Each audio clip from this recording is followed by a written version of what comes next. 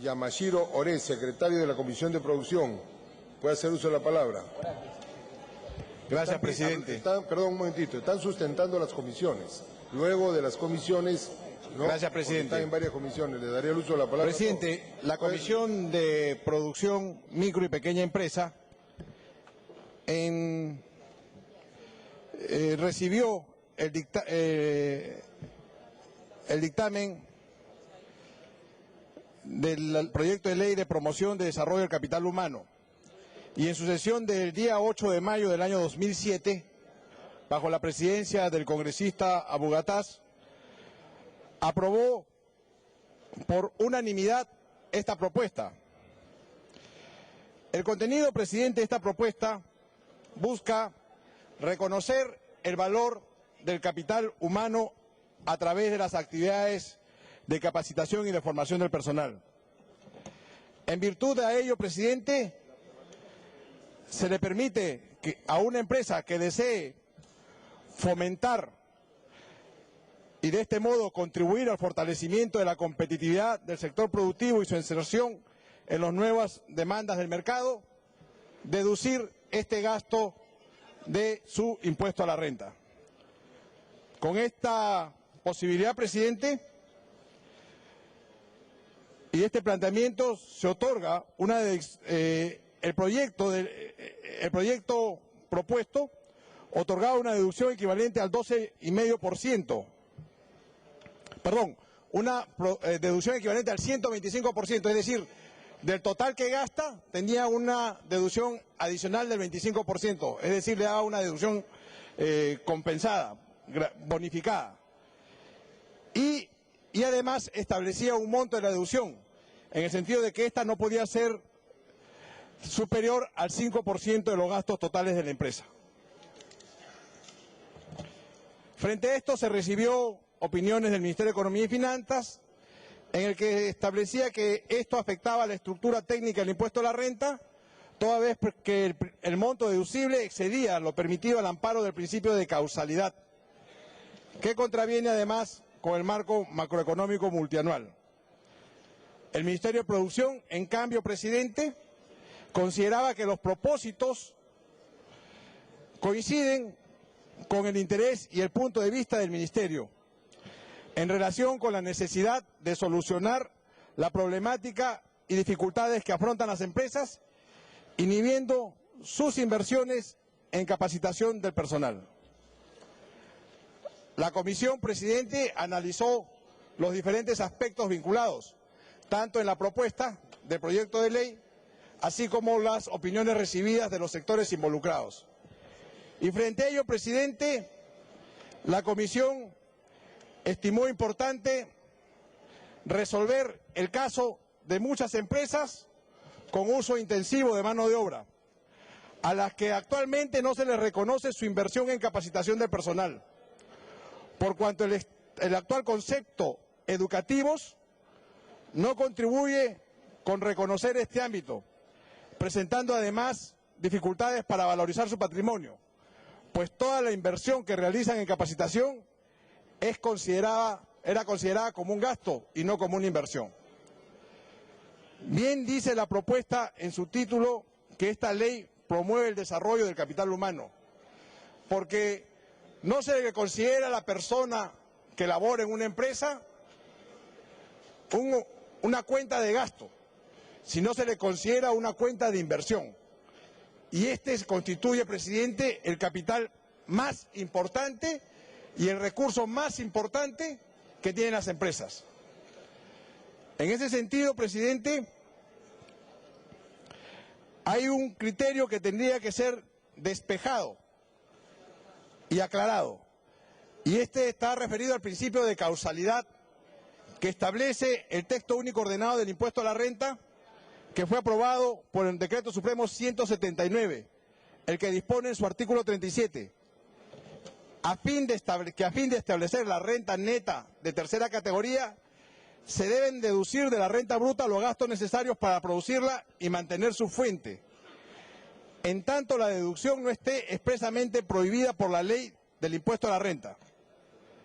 En ese sentido, presidente, solamente se considera para efectos del impuesto a la renta, las deducciones que se permitan para determinar la renta neta del impuesto.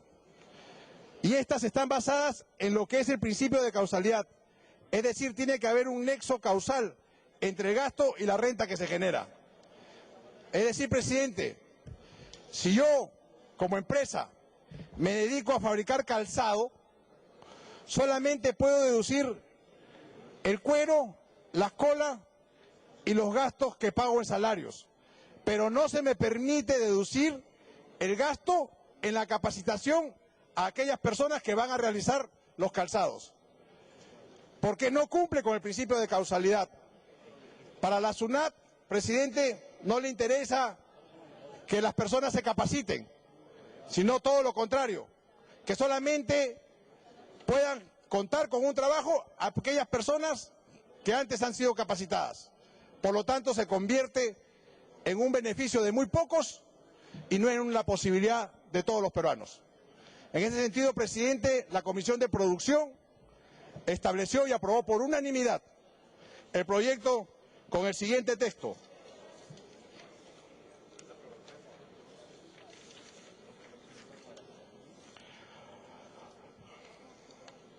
Sustituyase el primer párrafo del inciso L del artículo 37, el texto único ordenado de la Ley del Impuesto a la Renta, aprobado por Decreto Supremo número 179/2004, Economía y Finanzas, y normas modificatorias por el texto siguiente.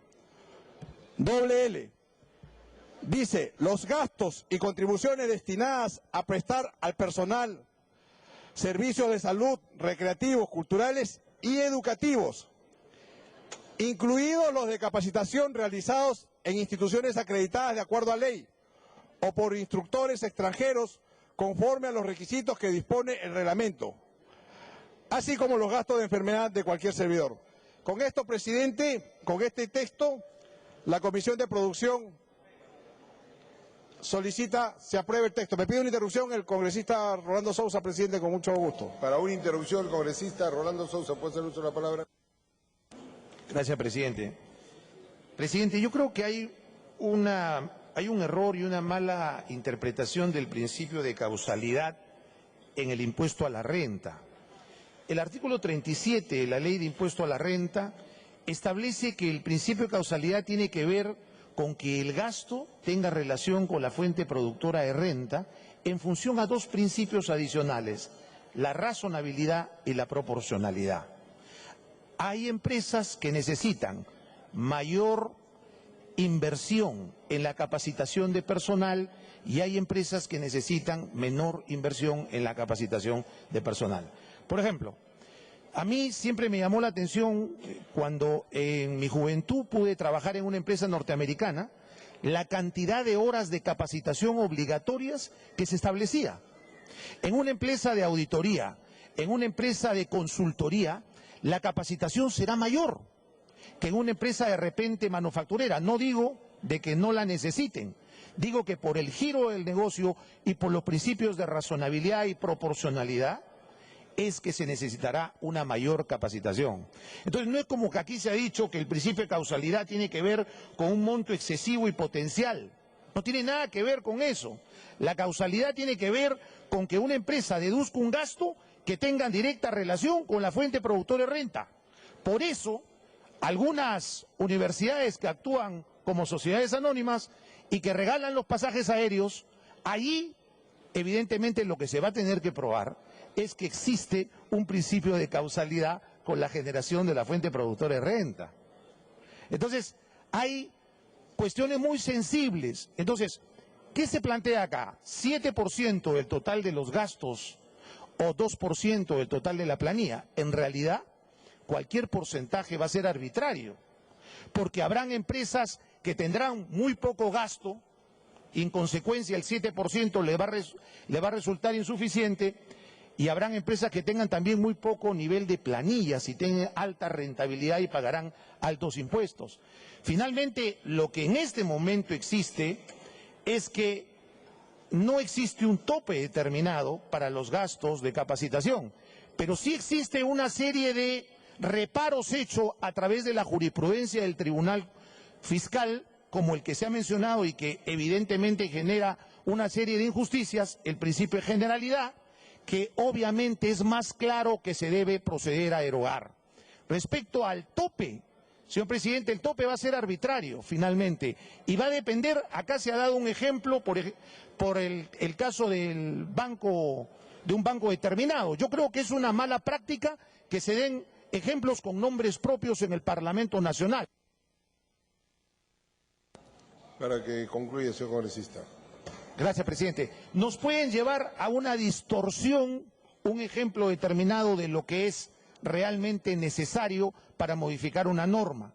Consecuencia, el 7%, siendo también arbitrario en su identificación, evidentemente nos parecería un monto mejor, porque lo que necesitan los trabajadores de las empresas peruanas es la capacitación. Otro problema es un problema de fiscalización de la administración tributaria, que determine que realmente se establece la capacitación y que no se regalan facturas simplemente para crear gastos. Gracias, presidente. Puede continuar, congresista Yamashiro, en el uso de la palabra. Gracias, presidente, y agradezco al congresista Sousa las precisiones realizadas por la amplia experiencia que tiene en el campo tributario.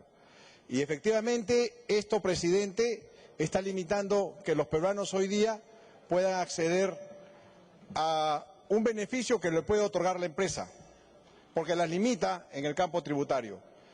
Y esto, presidente, va en la lógica en la que se hace una apuesta por la educación, por la formación de competencias, porque solamente con la educación y la formación de competencias le estamos dando a un peruano un instrumento para poder salir del nivel del subdesarrollo. Se le da una oportunidad para poder obtener una renta, se le da una oportunidad para poder escoger entre uno u otro trabajo, porque la capacitación aquí, presidente, no está condicionada a que el trabajador finalmente se quede anclado a una empresa, sino que, presidente, este es un atributo que le da la posibilidad al trabajador de poder tener mayor nivel de instrucción, mayor capacidad y un mercado mucho más amplio del cual escoger una vez que adquiere las competencias. En ese sentido, presidente, la Comisión de Producción respaldó por unanimidad las consideraciones expuestas, por lo tanto recomendaba aprobar el proyecto de ley 770-2006 según el texto sustitutorio que ya habíamos planteado. Gracias, presidente. Gracias.